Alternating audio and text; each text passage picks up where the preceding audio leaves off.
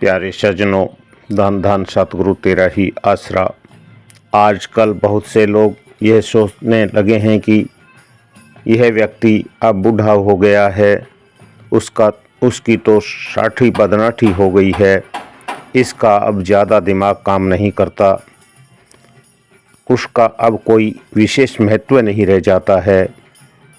नई युवा पीढ़ी जो कंप्यूटर युग में चल रही है, इनको आता ही क्या है, चाहे वह घर परिवार में हो, चाहे वह अध्यात्म मार्ग में हो।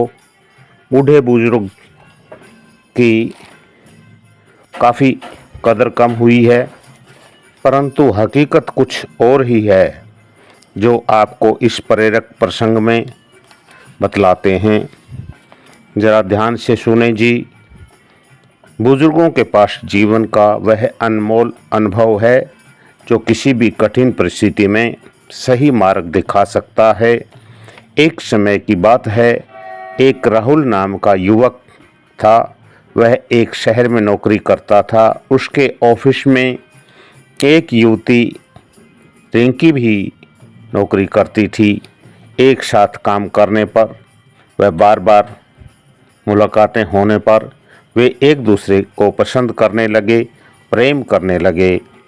कुछ समय बाद उन्होंने आपस में शादी करने का फैसला कर लिया। एक दिन हिम्मत करके राहुल ने अपने माता पिता को ये बात बतलाई तो उसके परिवार वाले खुले व उच्च विचारधारा के थे, इसलिए उन्होंने राहुल के प्रस्ताव को सहर्ष स्वीकार कर लिया। उधर रिंकी ने जब अपने माता पिता को सब बतलाया तब उनको यह सब पसंद नहीं आया। उन्होंने रिश्ते के लिए मना कर दिया। कुछ समय बाद राहुल के परिवार वाले लड़की के घर विवाह का प्रस्ताव लेकर पहुँचे।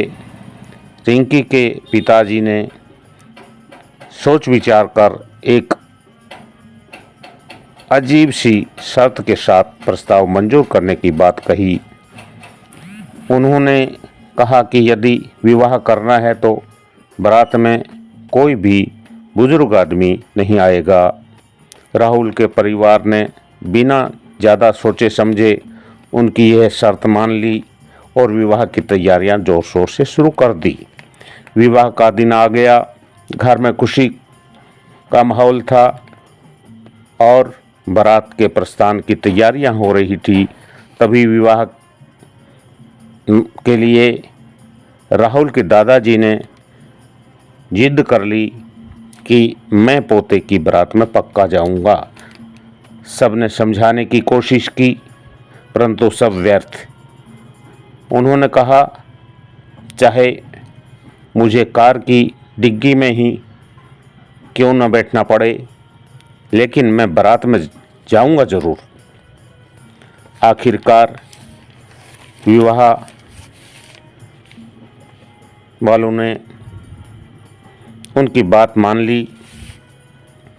उन्हें कार की डिग्गी में बैठाकर बारात प्रस्थान कर गई।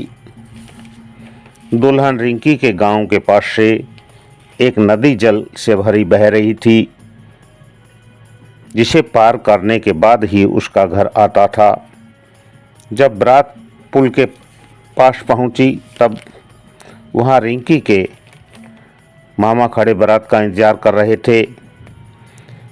उन्होंने बारात को रोका और कहा कि विवाह करना है तो एक और शर्त पूरी करनी होगी। मामा ने बारात को कहा कि इस नदी को दूध से भरना होगा, तभी बारात आगे बढ़ सकेगी। यह सुनते ही बाराती व घर वाले घबरा गए। सभी को ये शर्त असंभव सी लगी। दूर खड़े रिंकी के पापा और मामा जी मुस्करा रहे थे।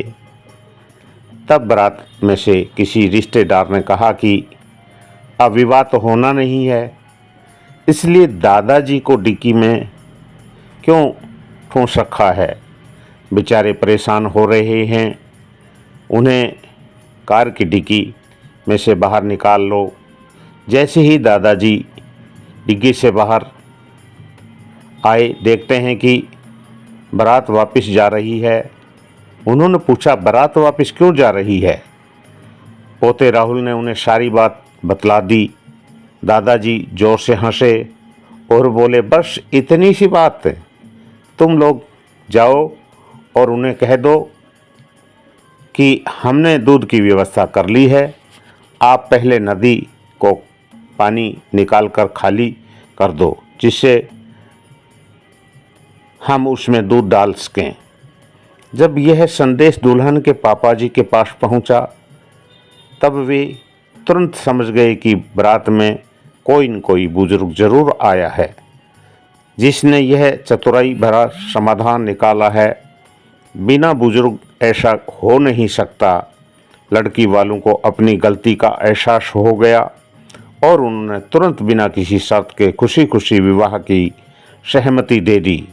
इसके बाद राहुल व रिंकी का विवाह धूमधाम से संपन्न हो गया और दोनों ने अपने नए जीवन की शुरुआत की।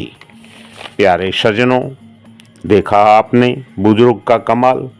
अपने अनुभव से बिगड़े विवाह को सुधार दिया। इसलिए घर, परिवार, समाज, राजनीति, अर्थव्यवस्था, अध्यात्म, सत्संग में बड़े बुजुर्गों के अनुभव का जरूर लाभ उठाओ। ये जैसे घर के आंगन में अगर पुराना हरा भरा वृक्ष हो, वह हमें कुछ न कुछ देता है, चाहे वह पुराना ही क्यों ना हो गया हो। काटना नहीं चाहिए। हम चाहे कितने भी पढ़े लिखे हों, बड़े से बड़े पद पर हों, बहुत पैसे वाले व्यापारी हों और किसी क्षेत्र में तरक्की करते हुए बड़े क्यों ना बन जाएं, बड़े बुजुर्गों, माता पिता की सेवा करनी चाहिए। उनके पास जीवन का अनमोल अनुभव है, उनका सम्मान करना चाहिए। उनकी सलाह माननी हमारे जीवन को सही दिशा देता है। आप माने या ना माने, परंतु यह सब कटु सत्य है। दान धान सतगुरु तेरा ही आसरा।